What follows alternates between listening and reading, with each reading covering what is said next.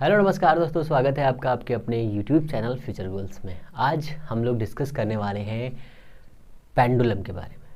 कहेंगे sir pendulum क्या होता है? तो टॉर्जन पेंडुलम के बारे में। टार्जन पेंडुलम, टार्जन, ठीक है ना। तो टॉर्जन पेंडुलम पढ़ने से पहले आपको थोड़ा सा दिमाग लगाना पड़ेगा कि जब हम किसी भी पेंडुलम को या फिर किसी भी सिलेंडर को, पेंडुलम एक्चुअली कैसे बनता है, उस पर एक रॉड लगी रहती है, एक रॉड या एक धागा होता है, उसके बीच में एक छोटा सा बॉब लटका रहता है, उसको इसे हिलाने पे वो पेंडुलम बन जाता है। ये आपने एक्सपेरिमेंट किया होगा फर्स्ट ईयर में। फिर इसमें और क्या होता है, कहने का मतलब ये है। तो उससे पहले मेरी जान आपको क्या पता होना चाहिए? तो आपको पता होना चाहिए जब हम किसी भी सिलेंडर को टॉर्क लगा करके टॉर्जन करते हैं, ठीक है। जब टॉर्क लगाते हैं तो उसमें क्या होता है? Torsion of the solid cylinder होता है। ये हमने पहले ही एक वीडियो बना रखा है जो प्लेलिस्ट में पड़ा हुआ है, आप उसे वहाँ पर जाइए, देखिए और इन्जॉय करिए, ठीक है ना। फिर ये देखने के बाद जब आप यहाँ पर आएंगे, दोबारा देखेंगे तो आपको थोड़ा अच्छा लगेगा, ठीक है ना। अच्छा लगेगा, क्यों अच्छा लगेगा? क्योंकि वो थोड़ा सा कॉन्सेप्ट वहाँ पर था, वो कॉन्सेप्ट उठ करके जब यहाँ आएगा तो आपको थोड़ा सा दिमाग में हलचल जो भी मचेगी ना, वो हलचल नहीं रहेगी, ठीक है ना। तो क्या करते हैं, हमारे पास एक क्या है, एक सिलेंडर है। उस सिलेंडर के ऊपर हमने एक टॉर्क लगाया, एक्सटर्नल टॉर्क। अब उस टॉर्क लगाने के लिए हम ये कह सकते हैं कि हमारे पास एक सॉफ्ट सिलेंड्रिकल होती है, उस सॉफ्ट के ऊपर एक हमने व्हील बांधा, उस व्हील पर फोर्स अप्लाई किया, ऐसा मान सकते हैं। कई तरीके हैं, उन तरीकों में से जो बेसिक तरीके हैं वो मैं आपको बताऊंगा, जिससे आपको समझ में ईजिली समझ में आ जाए कि एक्चुअल में हम कैसे इसे सीखेंगे, ठीक है ना। तो हम लोग पढ़ने वाले हैं क्या? हम लोग पढ़ने वाले हैं टॉर्जन ऑफ सिलेंडर, और उसकी वजह से जो पेंडुलम क्रिएट होने वाला है, ऑसिलेशंस होने वाले हैं, उस ऑसिलेशंस के बारे में हम लोग फटाफट देखने वाले हैं, ठीक है ना। ओके, तो क्या होगा? सबसे पहले मेरी जान क्या होगा? सबसे पहले ये होगा कि आप एक इमेज देखिए, ठीक है ना। ओके, ठीक है, इतना हो गया। अब समझिए, हमारे पास में एक सिलेंडर है, उस सिलेंडर के ऊपर हमने एक एक्सटर्नल टॉर्क लगाया। जैसे हम लीनियर मोशन में फोर्स लगाते हैं, वैसे ही हम लोग रोटेशन मोशन में क्या करते हैं? टॉर्क लगाते हैं, ठीक है ना। जैसे हमने एक सिलेंडर के ऊपर टॉर्क लगाया, मैं इसके फिगर दो टाइप से बनाऊंगा। ये एक बेसिक हो गया, और यहाँ पर ये एक क्या है? एक सिलेंडर है, ठीक है ना। इस सिलेंडर के ऊपर हमने एक चकती बांध दी। इसको पहले ऐसे समझो, ठीक है। ये एक सिलेंडर है और ये इसका एक सरफेस एरिया है। इस सिलेंडर को जब हम इससे फोर्स अप्लाई करते हैं, टॉर्क लगाते हैं, पर आप ऐसे समझ नहीं पाएंगे इसको। जब मैं ये वाला फिगर बनाऊंगा तब आपको इजीली समझ में आएगा। ये वाला फिगर, ये अब यहाँ हमने इसको कर दिया फिक्स। कहेंगे सर ये कैसा फिगर है? तो इसको थोड़ा सा दिमाग लगाओ। ये इसकी रेडियस है, ठीक है, और ये इसका है। ये मैंने साइड व्यू बनाया, ये इसका फ्रंट टॉप व्यू होगा। मान लो टॉप क्या है, डाउन व्यू ले लो, टॉप ऊपर से देख रहे हो तो ऐसा लगेगा हमको, और ये इसकी यहाँ पर सॉफ्ट हिंज है, ऐसे करके। क्लियर हुआ? अब हमने इस पर टॉर्क लगाया है इस डायरेक्शन में, फोर्स या टॉर्क, इधर भी फोर्स लगाया, जिसकी वजह से इसमें एक टॉर्क बनेगा। ये डिस्टेंस आर दी हुई, इतना क्लियर है। जब इस पे हम फोर्स लगाएंगे तो ये क्या होगा? ये वाला पार्ट ऐसे घूमेगा कि नहीं घूमेगा? बट ये तो सिर्फ तो फिक्स है, ये वाला तो सिर्फ फिक्स है, ये वाला सिर्फ फिक्स है, मतलब ये फिक्स है। हमने इसको ऐसे घुमाया, क्या बहुत देर तक ऐसे मेरा हाथ रह सकता है? कहेंगे सर नहीं, सीधा आएगा। जैसे सीधा आएगा तो ये कौन सा फोर्स काम कर रहा है? सीधा आने वाला कौन सा फोर्स है? रिस्टोरिंग फोर्स काम करेगा, इसके अंदर काम करेगा रिस्टोरिंग फोर्स। हमने जो यहाँ पर फोर्स अप्लाई किया वो कौन सा फोर्स मेरी जान? वो है फोर्स डिफॉर्मेशन फोर्स। जब हमने डिफॉर्मेशन फोर्स अप्लाई किया, इसके टॉर्क बना, वो टॉर्क उसके अंदर एक एनर्जी बना देगा, या एक एक्सटर्नल टॉर्क जो हमने यहाँ पे अप्लाई किया, इसकी वजह से इसके अंदर एक रिस्टोरिंग फोर्स जनरेट होगा, जिसकी वजह से एनर्जी यहाँ पर जनरेट हो जाएगी। वो एनर्जी कौन सी होगी? पोटेंशियल एनर्जी होगी। इसका भी वीडियो प्लेलिस्ट में पड़ा हुआ है, जाइए वहाँ पे देखिए, ठीक है ना। इतना हो गया, इतना क्लियर है, फिगर समझ में आ रहा ना। यहाँ पर ये ऐसा कुछ दिया हुआ है, और अब इसको अगर हम कुछ ऐसे बना लें, ऐसे मान लो इस टाइप से, तो समझ में आ गया होगा कि ये वाली जो इसके ऊपर से लगाया है हमने, ये एक चकती है, ये चकती है। चकती कैसे? मैथानी देखी है ऐसे वाली, देखी होगी ना, मिथानी के साथ में देखा होगा ना, तो यहाँ पर ऐसे काम करता ना, ऐसे करके ऐसे लगा रहता है, ये ऐसे करके इस टाइप से ऐसे करके लगा रहता ना, और हमने फोर्स यहाँ पे अप्लाई किया तो ये ऐसे घूमेगा, पर ये तो फिक्स है, जैसे ये घूमेगा ऐसे करके ये यहाँ पर एक एक्सटर्नल फोर्स अप्लाई हो जाएगा, टॉर्क वो इतना हो जाएगा। अब उस टॉर्क की वैल्यू कितनी होती है मेरी जान, तो होता है torque is equal to minus C theta. ये पिछले वीडियो में हम लोग पढ़ चुके हैं। यहाँ पर सी क्या है, एक कांस्टेंट है, कौन सा, रिजिडिटी कांस्टेंट, लिख लो इसको, एसिडिटी मत समझ लेना ठीक है ना। कांस्टेंट कितना होगा, c is equal to pi eta r/4/2l। 2l क्या है यहाँ पर l इसकी लेंथ है, r क्या है इसकी रेडियस है, और ईटा इसका शेयरिंग मॉड्यूलस है। ओके, इतना क्लियर है। अब यहाँ पर निगेटिव साइन क्या रिप्रेजेंट कर रहा है, पॉजिटिव साइन यहाँ पर ये रिप्रेजेंट करेगा कि जो हमने यहाँ पर एक्सटर्नल टॉर्क लगाया वो कितना है, और नेगेटिव साइन ये शो कर रहा है कि यहाँ पर रिस्टोरिंग फोर्स हो रहा है। कितना है, क्लियर है भैया, इतना हो गया। तो ये फॉर्मूला आपको याद रखना है, पहले तो कहेंगे सर बिल्कुल याद रखना है। तो यहाँ पर जो हम लोग पढ़ रहे हैं टॉर्जन पेंडुलम, इसका मतलब क्या होता है, इसका मतलब ये है कि अगर हम इस पर इतना फोर्स अप्लाई कर दें, मतलब मैनी टाइम्स फोर्स लगा दें जिसकी वजह से बहुत टॉर्क बन जाए, मतलब कई राउंड उसमें आ जाए, जैसे आपने देखा होगा, आप एक धागा लीजिए, उसको बहुत बार ऐसे ऐसे करके क्या करेंगे, ऐठन चढ़ाएंगे, जिसे कहते हैं ना ऐठन चढ़ाना, ठीक है ना। जितना इसमें ऐठन चढ़ा देंगे, जितनी बार से घुमा देंगे, यहाँ पे फिक्स है, और जब इसे छोड़ेंगे ना तो गन ऐसे घूमने लगेगा, ये ऐसे करके घूमने लगेगा। जब ये घूमने लगेगा, ये जो घूमना है यही हमारा रिस्टोरिंग फोर्स है, ठीक है। जो रिस्टोरिंग फोर्स की वजह से टॉर्क बनेगा, वो टॉर्क कितना है, माइनस में, और इसकी वैल्यू के लिए हमें जो घूमने वाला है, ये जो घूमेगा, जो यहाँ पर एक चक्कर बनाएगा, जो मतलब क्या कहते हैं इसकी फ्रीक्वेंसी क्रिएट होगी, उस फ्रीक्वेंसी की वैल्यू पता करनी है हमें, और उसका टाइम ऑफ पीरियड पता करना है। कौन कौन सी वैल्यू कांस्टेंट रहेगी ये देखने वाला है, और फिगर देखने वाला है। इसमें समझ लीजिए फिगर फिर से एक बार। ये हमारे पास एक पेंडुलम है, पेंडुलम क्या है, एक सिलेंडर है। इस सिलेंडर को हमने एक सिरे से फिक्स कर दिया, एक सिरे पे हमने इस पे व्हील लगा दिया, क्यों, हमें घुमाने में आसानी रहेगी, है ना, घुमाने में आसानी रहेगी। जैसे हमने इसे घुमाया तो घुमाने के लिए, या फिर इसको ऐसे भी मान सकते हैं, ऐसा हमने चित्र आपको समझाने के लिए बताया, इसको ऐसे मान लीजिए, ये सॉफ्ट है, हमने इसको घुमाया, जैसे ही हमने घुमाया तो ये ऐसे मोड़ने लगा, ऐसे करके, फिर ऐसे मुड़ गया, फिर ऐसे मुड़ गया, बहुत सारी ऐठनें यहाँ पे चढ़ गई, बहुत सारी ऐठनें चढ़ गई, ऐसे करके, ऐसे करके, फिर ऐसे करके, बहुत सारी ऐठनें चढ़ गई, इसमें चढ़ गई ना ऐठनें। ऐठन चढ़ने के साथ में जो इसमें ये बनेगा, ये हमारा टॉर्क कितना हो जाएगा, कहेंगे सर बिल्कुल इतना हो जाएगा। अब टॉर्क का फॉर्मूला आपको एक और पता होगा, टॉर्क मैं फॉर्मूला बता देता हूँ जिससे आपके दिमाग में एक बार फिर से वो चीज़ें आ जाएँ, रोटेशनल मोशन में उन्होंने पढ़ा था वो चीज़ें आ जाए। टॉर्क आपका क्या होता है, टॉर्क होता है आर इंटू फोर्स, फोर्स क्या होता है, मास इंटू एक्सेलरेशन, तो R into mass into acceleration. Acceleration क्या होता है, एक्सेलरेशन होता है आपका अल्फा के फॉर्म में, क्या होता है, अल्फा के फॉर्म में होता है a is equal to R alpha, ये तो आपने पढ़ा होगा। तो ये हो जाएगा हमारा कितना, आर एम आर अल्फा, तो एम आर और ये आर, एम आर स्क्वायर क्या बनाएगा, आई बनाएगा, और ये हो जाएगा अल्फा। इतना क्लियर है। टॉर्क हमारा कितना बनाएगा, आई अल्फा, ठीक है, तो आई अल्फा हो गया। अब ये वाला टॉर्क कितना बनेगा हमारे पास, तो ये वाला टॉर्क है हमारे पास कितना, माइनस का सी, मैं भी सी ले रहा हूँ, बाद में इसकी वैल्यू यहाँ पे पुट करूँगा, थोड़ा सा ईजी हो जाएगा, ठीक है ना। सी थीटा यह है इक्वेशन 1, जिसकी वजह से टॉर्क बन रहा है किसके अंदर, सिलेंडर के अंदर, जब हमने एक्सटर्नल फोर्स अप्लाई किया है उसके बाद में जिसमें टॉर्क बन रहा है वो टॉर्क कितना है, माइनस का। अब टॉर्क क्या होता है, आई इंटू अल्फा होता है सर, कहेंगे सर बिल्कुल होता है, is equal to C theta भी होता है, कहेंगे सर बिल्कुल होता है।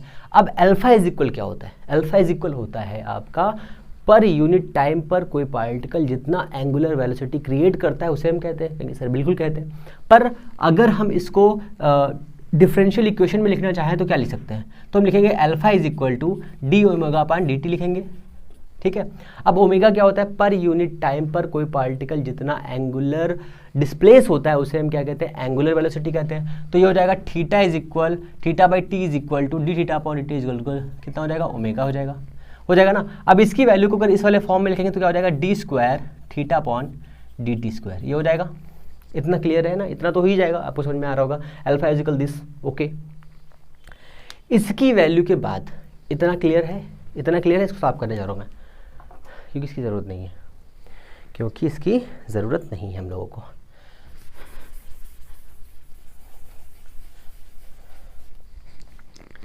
इसकी ज़रूरत ना है हम लोगों को,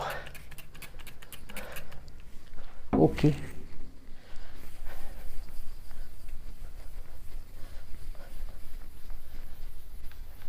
ओके ओके ओके, इतना हो गया सर? कहेंगे सर बिल्कुल हो गया। अब देखो यहाँ पे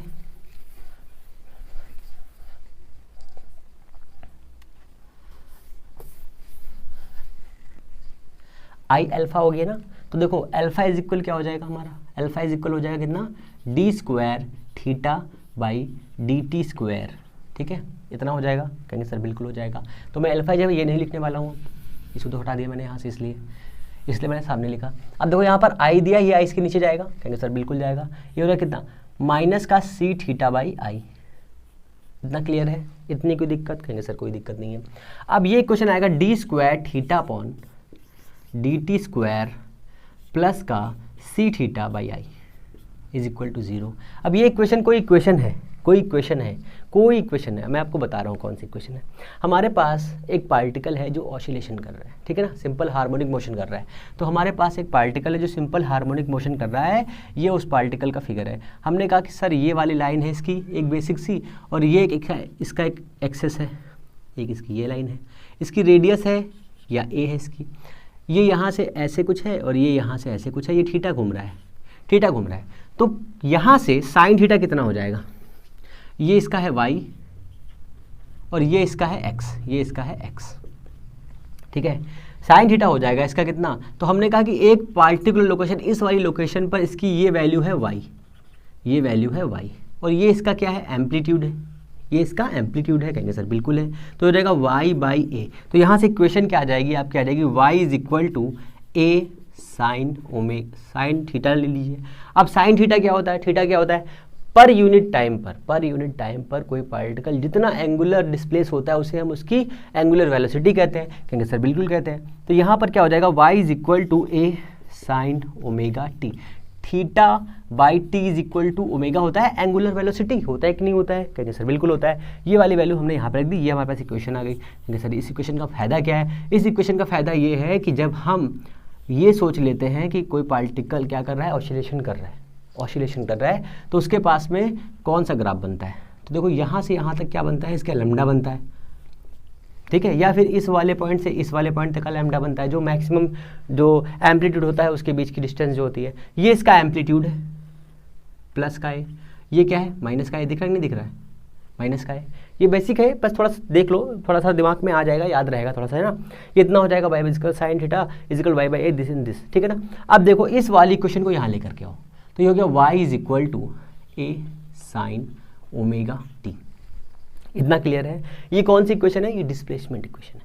अब हमने क्या किया, हमें इस इक्वेशन जो डिस्प्लेसमेंट है हमें इसकी चाहिए वेलोसिटी, तो हमने क्या किया, हमने इसका डिफरेंशिएशन कर दिया, d y upon D T is equal क्या आ जाएगा, velocity of this particular point in oscillation, ठीक है ना। D y is equal this आ जाएगा ए, यहाँ से ओमेगा बाहर आएगा, ओमेगा फिर क्या हो जाएगा साइन ओमेगा टी। कहेंगे सर ये कहाँ से लिया है, देखो समझो, जब किसी भी फंक्शन में दो वेरिएबल्स एक साथ दिए हुए हों तो हम उसको एक छोटा सा वेरिएबल मान लेते हैं और उसका फिर साइन, अगर इसको हमने मान लिया p, तो साइन p का डिफरेंशिएशन हो जाएगा क्या, कॉस p, और पर फिर जब कॉस p का करेंगे तो कॉस p का, यार ये भी बताना पड़ेगा क्या, चलो उसको भी देख लेते हैं। हमारे पास साइन ओमेगा t है और हमें इसका डिफरेंशिएशन करना है, ठीक है ना। तो हमने इस वाली वैल्यू को माना p is equal to omega t. तो अब जब इसका हम डिफरेंशिएट करें तो कितना हो जाएगा, d upon d p sine p, और ये कितना हो जाएगा d p upon D t. तो यहाँ से d p upon D t निकले कितना हो जाएगा, तो कहेंगे सर ओमेगा आएगा, तो ये वाली वैल्यू ओमेगा यहाँ पर रख दीजिए, और इसका क्या हो जाएगा, इसका हो जाएगा कॉस पी। तो ये कॉस पी की वैल्यू कितनी हो जाएगी, देखो मैंने साइन लिख दिया आप लोगों के चक्कर में, यहाँ क्या लिखना है कॉस, तो हो जाएगा कितना हो जाएगा कॉस ओमेगा टी, ठीक है ना। ओमेगा यहाँ से बाहर आया, ए पहले से था, ये इतना हो गया। ओके इतना क्लियर है, अब क्लियर हो गया ना, अब तो परेशान नहीं हो गए, अब इतना हो गया। अब हमने इसका फिर से देखो ये वेलोसिटी आ गई, ये क्या आ गई,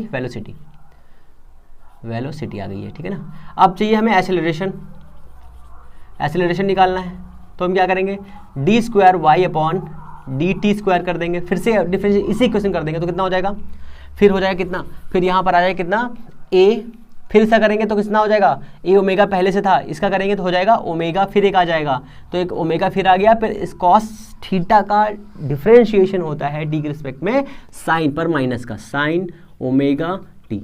अब ये क्या बनेगा, ये बनेगा, अब मुझे साफ करना पड़ेगा, ठीक है, ये क्या बनेगा, ये बनेगा अब एक इक्वेशन। अब कहने सर ये आप इक्वेशन क्यों बता रहे हैं, क्योंकि अभी मैं यहाँ से कुछ बताता तो आपके उड़ जाता, हालांकि उड़ता नहीं, कुछ बच्चों को समझ में आ जाता, फिर भी सारी चीज़ें एक साथ क्लियर कर देना बहुत आसान रहता है ना, इससे कोई चीज़ बिल्कुल ख़राब ना हो। ये इतना हो गया,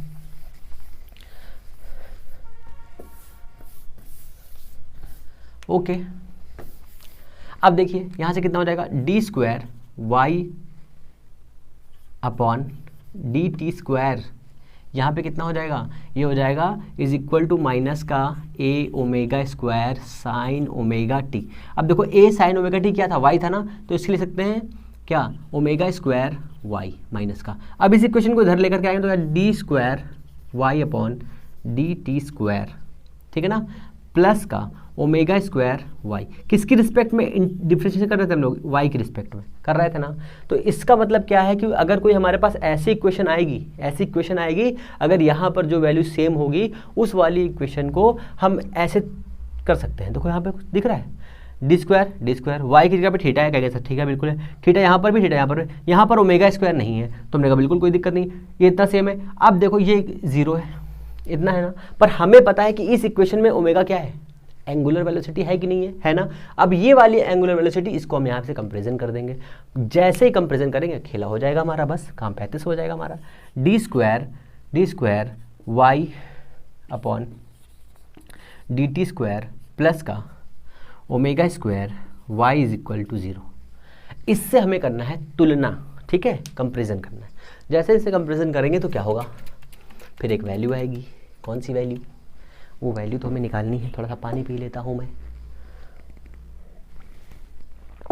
ओके। समझ में आ रहा है ना, बताओ जल्दी बताओ, जल्दी बताओ।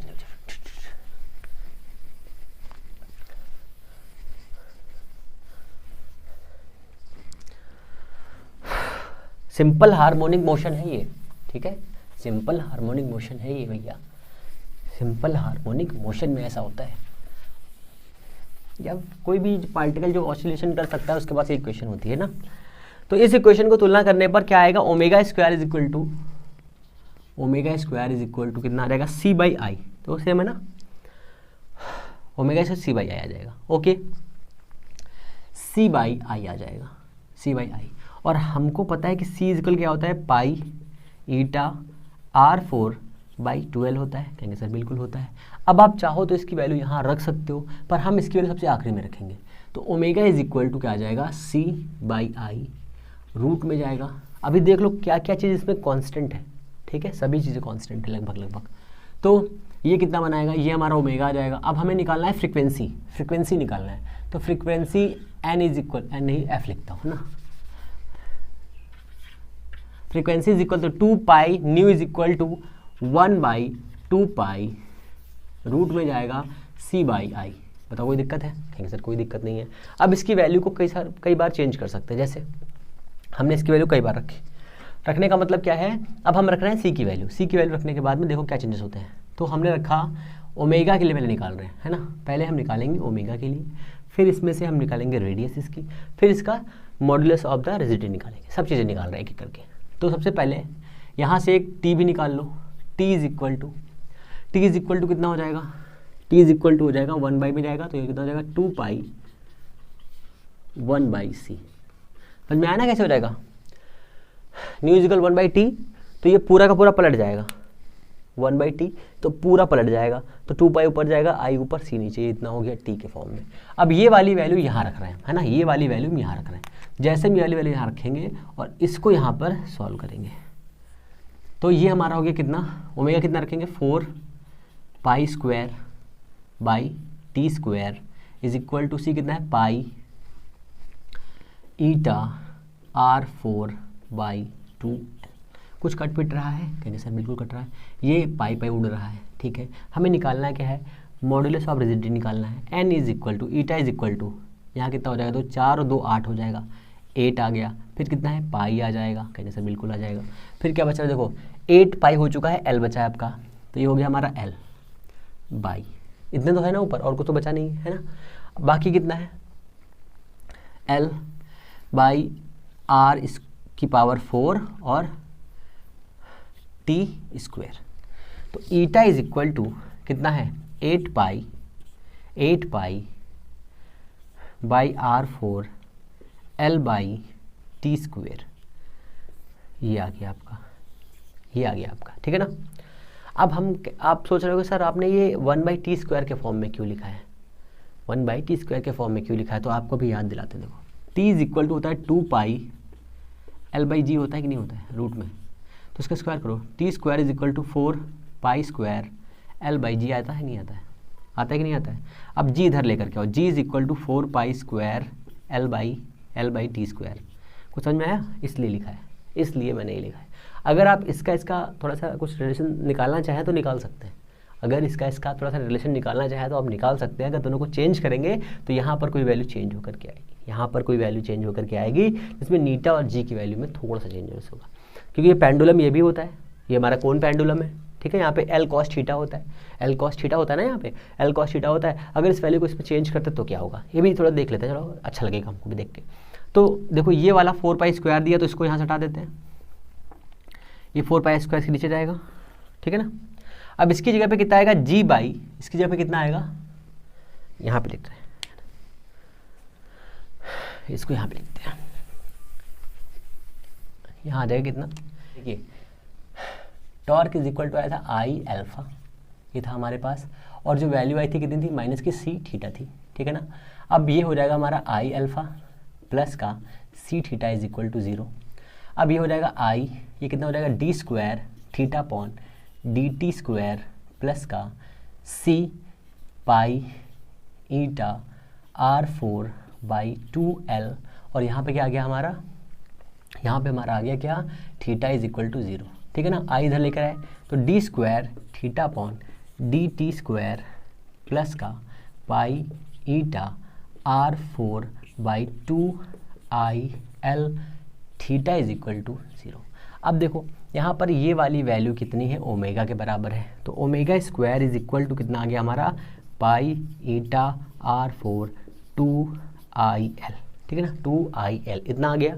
अब इतना आने के बाद में हम लोग क्या देखेंगे, इसके बाद में इसकी वैल्यू को आगे चेंज करते हैं। जैसे ही हम इसे यहाँ पर, अगर ये हम ईटा निकालना चाहें यहाँ से, तो सबसे पहले हम टाइम निकाल रहे हैं ना, तो टाइम ओमेगा कितना हो जाएगा, ओमेगा इक्वल कितना हो जाएगा, रूट में जाएगा पाई eta R4 by 2IL, frequency कितनी आ जाएगी, 1/2 पाई रूट में पाई ईटा R4 बाई 2IL, ठीक है ना, इतना हो जाएगा, इतना हो जाएगा। इसके आगे चलिए, इसके आगे चलिए फटाक से,